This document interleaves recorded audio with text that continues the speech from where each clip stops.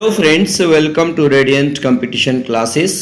आज मैं आप लोगों के समक्ष फिर उपस्थित हूं और ये सेकेंडरी और सीनियर सेकेंडरी सोशल साइंस की तैयारी जो भी कर रहे हैं, खास करके अब ये जो हिस्ट्री का वीडियो दे रहे हैं तो सीनियर सेकेंडरी में हिस्ट्री के लिए अति महत्वपूर्ण है। और यदि आप हाई स्कूल टीचर यानी कि सेकेंडरी टीचर का तैयारी कर रहे हैं तो निश्चित रूप से वहां पर दो सब्जेक्ट का कॉम्बिनेशन पूछता है, या तो हिस्ट्री ज्योग्राफी होगा या हिस्ट्री पॉलिटी होगा, हिस्ट्री इकोनॉमिक्स होगा, और उसी तरह ज्योग्राफी पॉलिटी हो सकता है, ज्योग्राफी इकोनॉमिक्स हो सकता है। ये इस तरह से कॉम्बिनेशन होता है, यानी कि हिस्ट्री या ज्योग्राफी में दोनों में से कोई एक सब्जेक्ट का कॉम्बिनेशन होना अति आवश्यक है। तो दोस्तों, इसके पहले भी कई वीडियो में डाल चुका हूं और आप लोग देख भी रहे हैं, आप लोग का कमेंट भी आ रहा, मुझे अच्छा भी लग रहा है, इसलिए मैं लगातार जो है आप लोगों के समक्ष यह वीडियो लेकर के उपस्थित हुआ हूं और होता आ रहा हूं। और जब तक एग्जाम नहीं हो जाएगा मैं तब तक लगातार आप लोगों के समक्ष वीडियो लेकर के आऊंगा ही। हाँ, एक बात मैं बता दूं कि अभी तो मैं सिर्फ 9 और 10th का करा रहा हूं। कुछ दिनों के बाद +2 के लिए आप याद रखिएगा मैं सीनियर सेकेंडरी 11th और 12th का भी कराऊंगा। साथ ही साथ इसके बाद मैं आपको बता दूं कि यदि आप जानते होंगे, कॉम्पिटिटिव स्टूडेंट हैं, तो आप जानते होंगे कि हिस्ट्री का एस.के. पांडे के किताब से जो मॉडर्न हिस्ट्री है एकदम डायरेक्ट टकरा जाता है। घटना चक्र है, मैं घटना चक्र का हिस्ट्री और घटना चक्र का जो है ज्योग्राफी जरूर आपके समक्ष प्रस्तुत करूंगा, वो वीडियो भी आप बिल्कुल देखना नहीं भूलिएगा दोस्तों। तो चलिए दोस्तों, स्टार्ट करते हैं। आज 69 प्रश्न का मैं कलेक्शन आपके समक्ष प्रस्तुत कर रहा हूं, इसलिए थोड़ा सा फास्ट होगा। आप यदि इसका पीडीएफ चाहते हैं तो निश्चित रूप से आप 149 रुपया पे करके इसका पीडीएफ भी ले सकते हैं, ताकि रिविजन करने में आपको सहूलियत हो। चलिए देखते हैं, रॉबर्ट ओवन कहाँ का निवासी था? इसका राइट आंसर हो जाएगा ब्रिटेन का निवासी था। ये कहाँ का निवासी था? ब्रिटेन का निवासी था। यंग यूरोप की स्थापना कब हुई थी? ये 1928 ईस्वी में हुई थी। ये देखिए साइड में ऑप्शन भी दे दिए हैं, ये आंसर भी दे दिए हैं, इसलिए आपको सिर्फ हम बोलते हैं, टिक उक लगाने का बात नहीं करते हैं। यंग यूरोप की स्थापना कब हुई थी? ये 1928 ईस्वी में हुई थी। यंग इटली की स्थापना किसने की थी? तो मेजिनी ने की थी। यंग यूरोप का संस्थापक कौन था? राइट आंसर ए होगा, मेजिनी। और इटली में राष्ट्रवाद का जन्मदाता कौन था? तो राइट आंसर नेपोलियन होगा। इटली के एकीकरण का मसीहा किसे कहा जाता था? मेजिनी को कहा जाता है। इटली के एकीकरण की तलवार कौन था? राइट आंसर होगा गैरिबाल्डी। इटली एवं जर्मनी वर्तमान में किस महादेश के अंतर्गत आता है? राइट आंसर यूरोप महादेश में आता है। जर्मनी के एकीकरण के लिए कौन उत्तरदायी था? राइट आंसर होगा बिस्मार्क।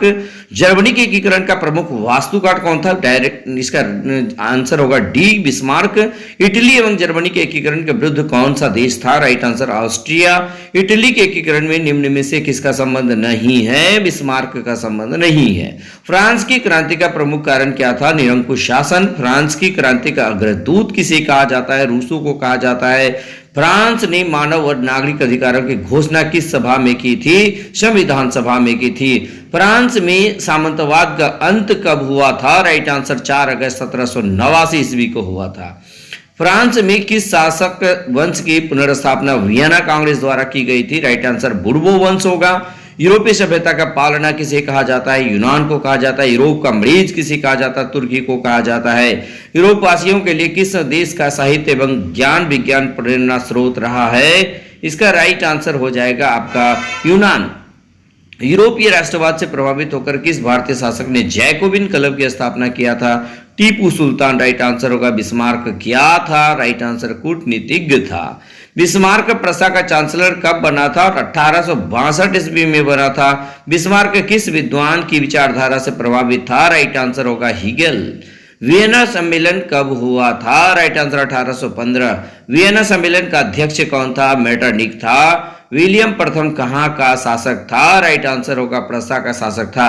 नेपोलियन कोड में कुल कितने कोड है? 5 कोड थे। नेपोलियन ने जर्मनी में किस संघ की स्थापना की थी? राइन संघ की। नेपोलियन संहिता किस वर्ष लागू किया गया था? 1804। मेटरनिक क्या था? तो घोर प्रतिक्रियावादी। मेटरनिक का पतन किस वर्ष हुआ था? 1848 में हुआ था। मेटरनिक कौन था? ऑस्ट्रिया का चांसलर। जर्मनी मेजिनी ने सन 1834 में किस संस्था का गठन किया था? Young Europe. मेजिनी का संबंध किस संगठन से था? Right answer Carbonari. और जालबेराइन एक संस्था थी, किसका था? व्यापारियों की एक संस्था थी। जालबेराइन की स्थापना किस राज्य ने किया था? प्रसा ने किया था। हंगरी की राजधानी कहाँ है? ये बुडापेस्ट है। हंगरी की भाषा क्या थी? ये होगा, हंगरी की भाषा क्या थी? म्यांमार। उसके बाद देखिए, हंगरी में आंदोलन का नेतृत्व किसने किया था? ये कोसूथ ने किया था। हनोई समझौता कब हुआ था? 1946 में हुआ था। शेरडोवा के युद्ध में किसकी पराजय हुई थी? ऑस्ट्रिया की पराजय हुई थी। शेरडोवा का युद्ध किन के मध्य लड़ा गया था? ऑस्ट्रिया और प्रसा के बीच। शेरडाउन का युद्ध किसके बीच हुआ था? ये राइट आंसर होगा प्रसा और फ्रांस। जर्मनी का एकीकरण कब पूरा हुआ था? Right answer 1871। जर्मन राइन राज्य का निर्माण किसने किया था? Right answer Napoleon Bonaparte. यूनान के स्वतंत्रता संग्राम में किसकी पराजय हुई थी? तुर्की की पराजय हुई थी। क्रीमिया युद्ध कब हुआ था? राइट आंसर 1853-54 में हुआ था। कार्बोनेटी की स्थापना कब हुई थी? इसका राइट आंसर हो जाएगा 1810 ईस्वी में हुई थी। काउंट काबूर को विक्टर इमैनुअल ने किस पद पर नियुक्त किया था? राइट आंसर होगा प्रधानमंत्री। यानी काउंट काबूर को विक्टर इमैनुअल ने किस पद पर नियुक्त किया था? राइट आंसर प्रधानमंत्री होगा। दोस्तों मैं एक बार फिर से बता दूं कि इसका पीडीएफ लेकर के आप बिल्कुल पढ़ ही लीजिएगा। 149 रुपया कोई बड़ी रकम नहीं है। आप 9801515516 पर 149 रुपया का पेड करके आप जो है इसका पीडीएफ भी ले सकते हैं। यही नहीं, बहुत सारा पीडीएफ मैं आपको आपके व्हाट्सएप पे भेज दूंगा यदि आप 149 का पेमेंट कर देते हैं। चलिए 149 रुपये से डरिए मत, आप लगातार जो है सदस्यता ले लीजिए और लगातार पीडीएफ लेते रहिए। राष्ट्रवाद की अवधारणा का जन्म किस घटना से माना जाता है? फ्रांस की क्रांति। चूंकि ये जो है आपको मैं बता दूं कि वीडियो देख करके रिवीजन करना पॉसिबल नहीं होगा। रक्त एवं लौह की नीति का अवलंबन किसने किया था? राइट आंसर हो जाएगा सी, यानी बिस्मार्क ने किया था। उसके बाद लाल कुर्ती का गठन किसने किया था? राइट आंसर गैरिबाल्डी ने किया था। फ्रैंकफर्ट की संधि कब हुई थी? राइट आंसर 1871 में हुई थी। वर्साई की संधि कब हुई थी? राइट आंसर 1919 ईस्वी में हुई थी। मारियान किस देश के राष्ट्रवाद का प्रतीक था? Right answer France. इंग्लैंड का कौन कवि यूनानियों की स्वतंत्रता के लिए यूनान में ही शहीद हो गया था? Right answer Lord Byron. Garibaldi पेशे से क्या था? राइट आंसर नाविक था। चार्टिस्ट आंदोलन कहाँ संपन्न हुआ था? ये इंग्लैंड में हुआ था। वार एंड पीस किसकी रचना है? लियो एंड टॉल्स्टॉय।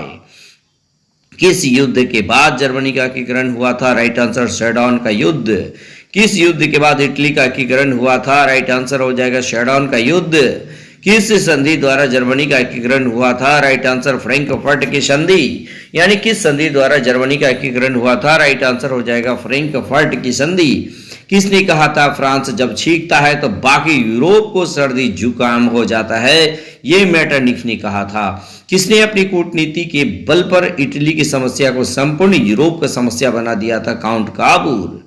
1870 में फ्रांस और प्रसा के बीच युद्ध कहाँ हुआ था? तो शेरडाउन में हुआ था। यानी शेरडाउन का युद्ध 1870 में हुआ था। उसके बाद 1829 ईस्वी की एड्रियानोपुल की संधि किस देश के साथ हुई थी? तुर्की और रूस के बीच हुई थी। मार्च 1946 में फ्रांस तथा वियतनाम के बीच होने वाला समझौता किस नाम से जाना जाता था? इनमें से कोई नहीं, यानी हनोई समझौता। 1830 की क्रांति के बाद फ्रांस में किस प्रकार का शासन स्थापित हुआ था? राइट आंसर संवैधानिक राजतंत्र।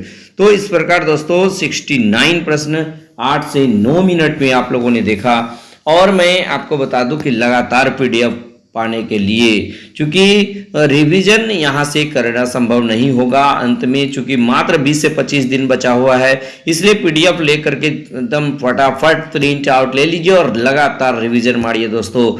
बार बार रिवीजन कहा भी जाता है, regular practice makes a man perfect. तो चलिए दोस्तों, बस आज के वीडियो में इतना ही। यदि हमारा वीडियो अच्छा लगे तो लाइक शेयर और कमेंट जरूर कीजिएगा। धन्यवाद।